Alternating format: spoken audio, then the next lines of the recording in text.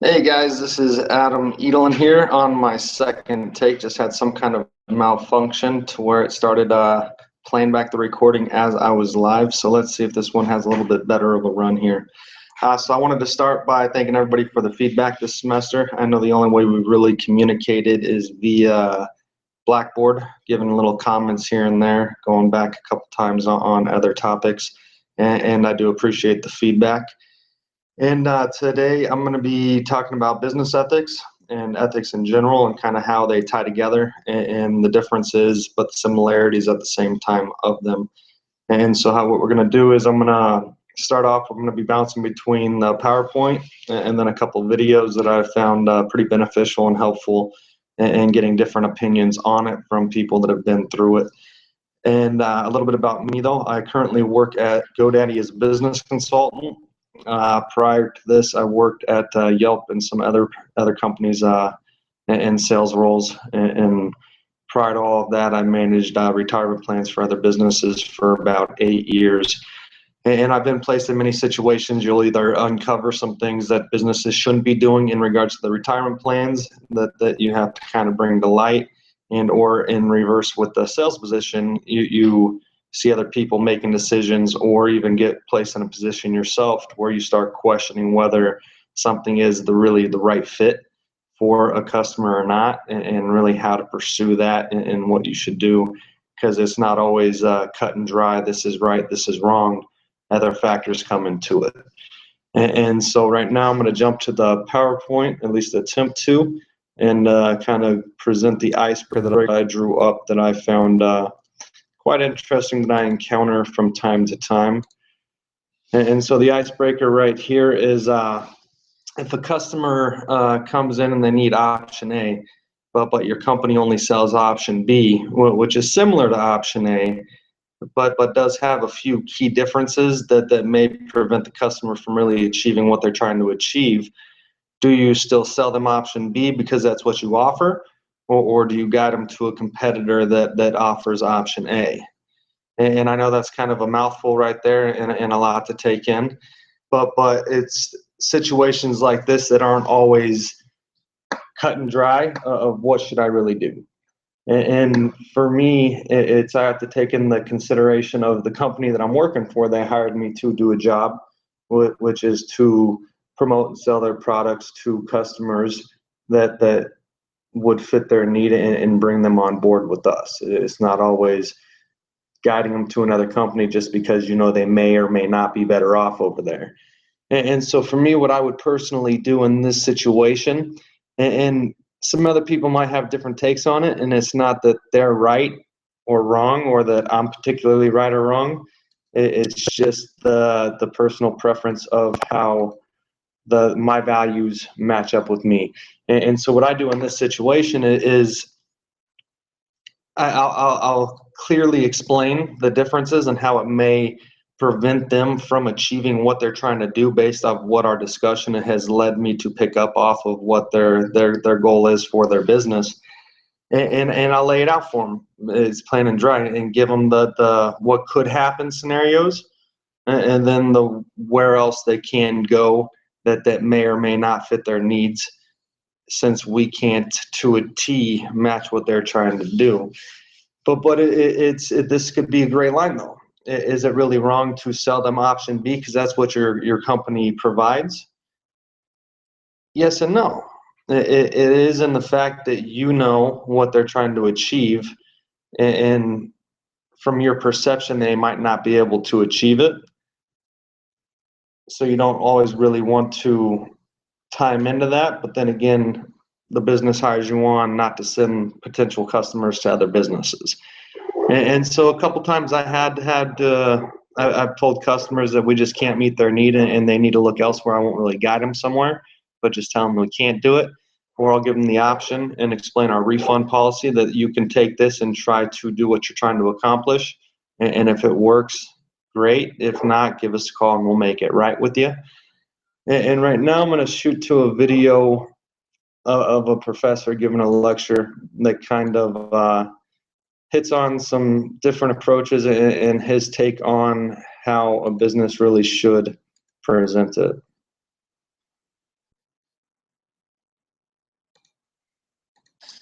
is negative ethics.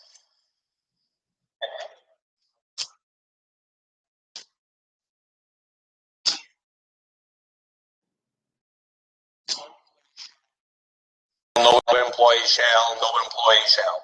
Now for the creative employee, look at that and think, what? Now I know what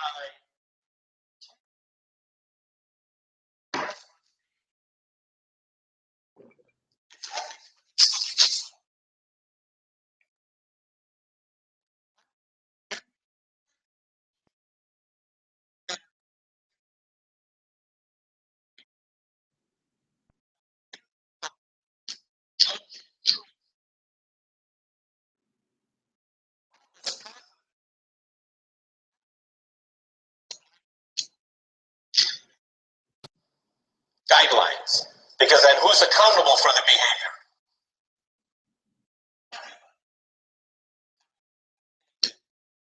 behavior? And I want to kind of end it right there, just because that's coming from more of a business standpoint. But I like how he broke out the you can enforce. Here's a set of rules you have to abide by, or you can give a general push in the right direction of this is what you should do, and now you need to own it. And that's where it ties in right here with the objectives of this. Really what I want to focus on is to discuss and evaluate and solidify one's own beliefs and values, which is kind of what we touched on going through that personal development plan, the importance of ethics in the workplace, and really how to encourage ethical decisions in your peers. Because just like that was going for, is it's you can give guidelines and kind of guide in the right direction, and let other people let each individual take responsibility for their actions. And for me, I find that the most beneficial. And because if I need to make my own decisions, and if I get stuck, I have people I can lean on and go through it. Now, some of the key points we're going to cover is business ethics, making ethical decisions, clarify business and social responsibility, and then balancing personal and business ethics. So business ethics, there's four major ones. It's the corporate governance, the discrimination, corporate and social responsibility, and fiduciary responsibility.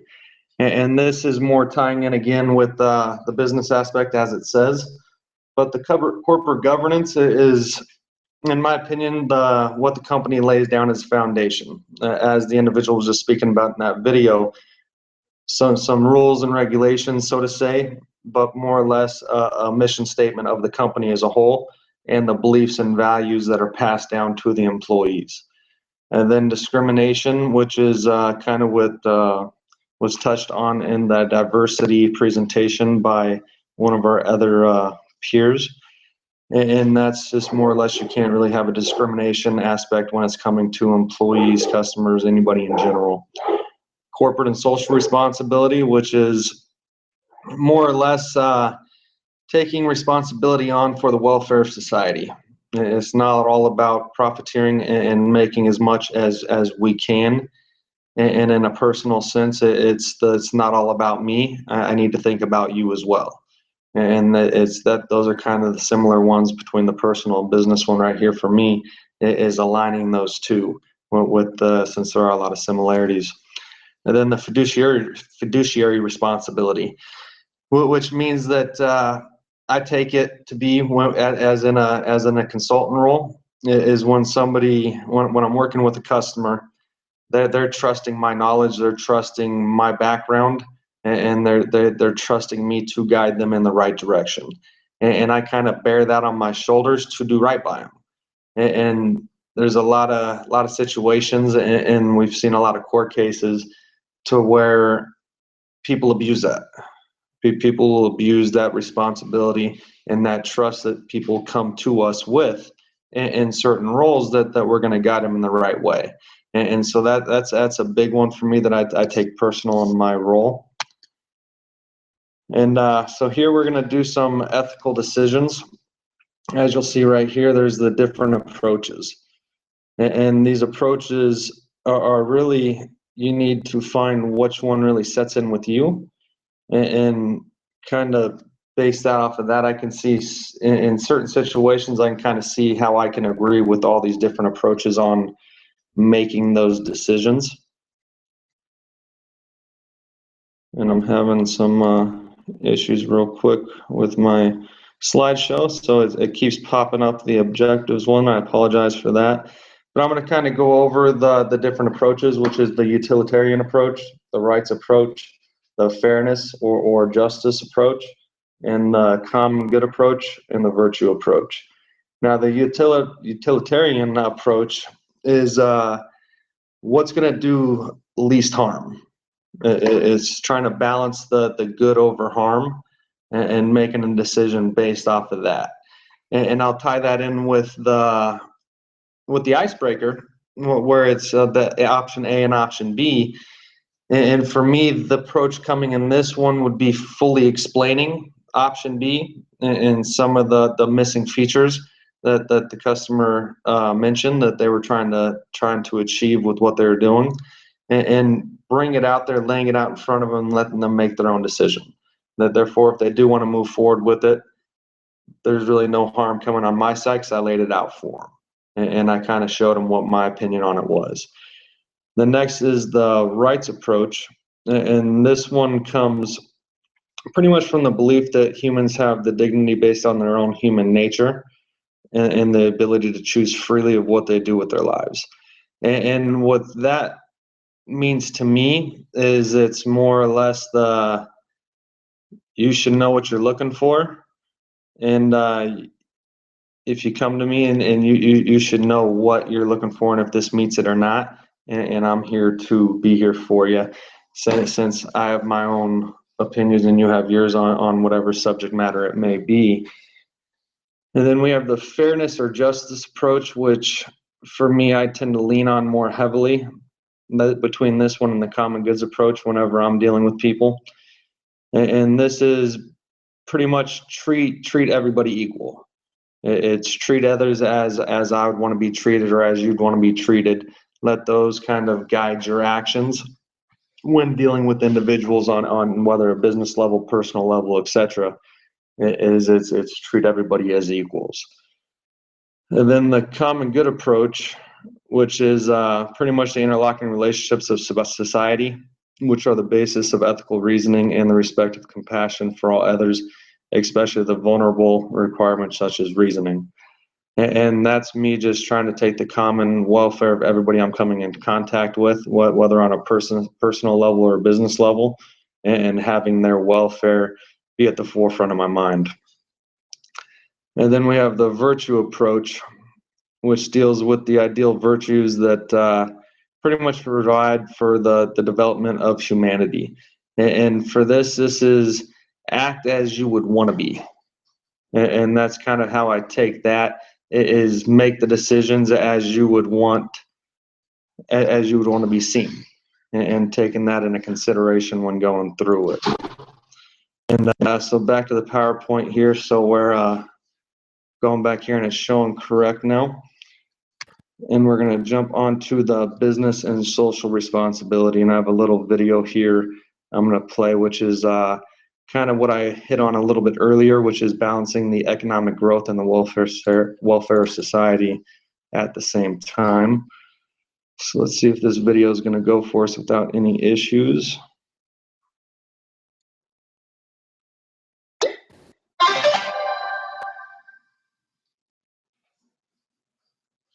For many years, corporations were only concerned. That was the ultimate goal. Now, companies are also concerned about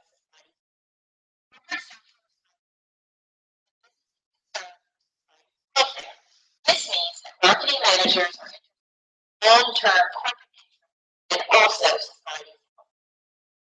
The new philosophical trend in social standard thought that if a company helps society through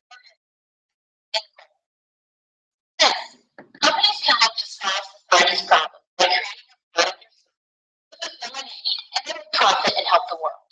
Other examples of products made by companies that prices that are imported from. And so I'll stop right there. The main thing I wanted to hit on with that is just with the companies now having to focus more on the welfare of society versus just the profit coming to, which based off the research I've had kind of picked up steam in the 90s to where it became more evident to people that a lot of corporations out there were focused just on the profits. They weren't really too worried about what was happening to society. And in my opinion, they're kind of being forced into a position now to where they have to take a more ethical approach in their interactions in order to sustain and make it through hard times that come when the economy takes a downturn.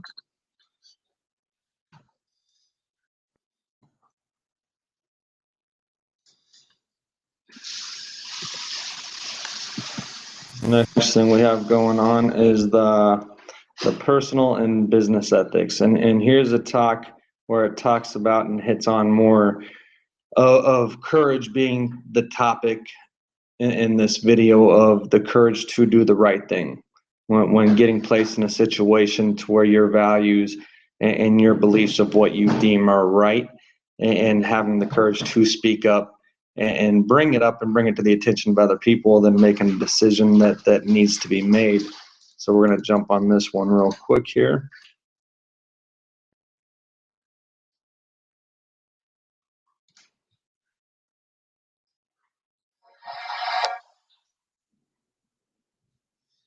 Good thing to follow me.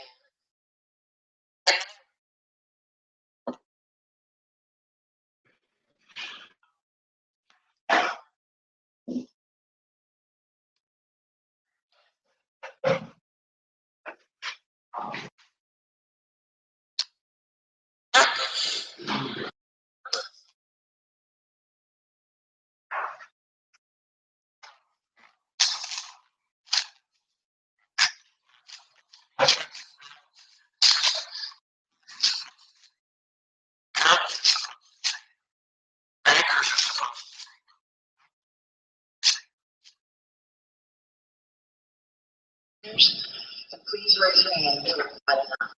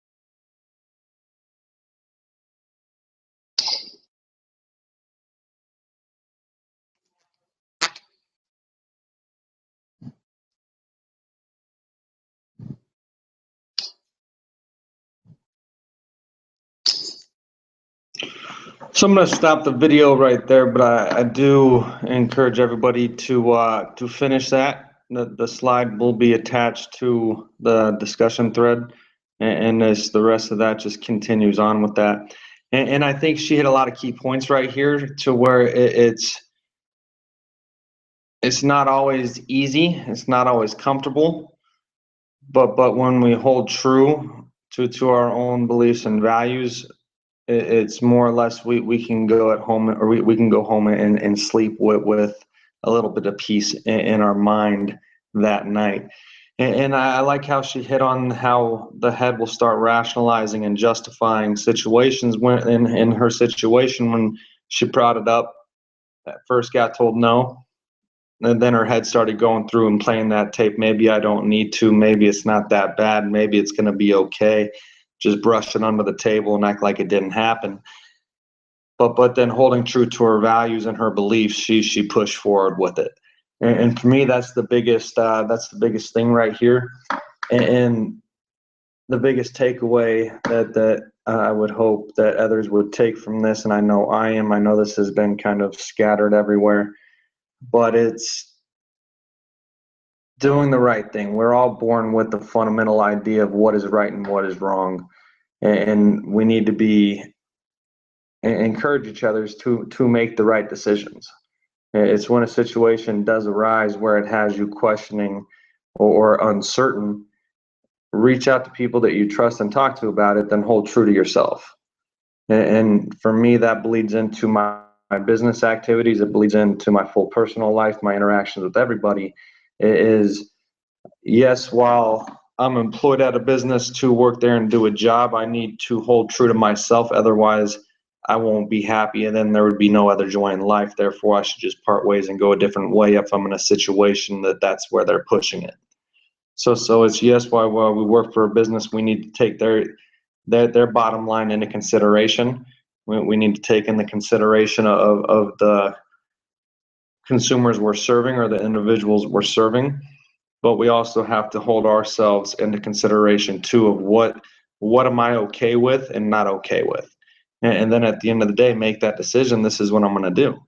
And I know I've been placed in situations before to where it was for the business. This is what I was required to do, and I had to do.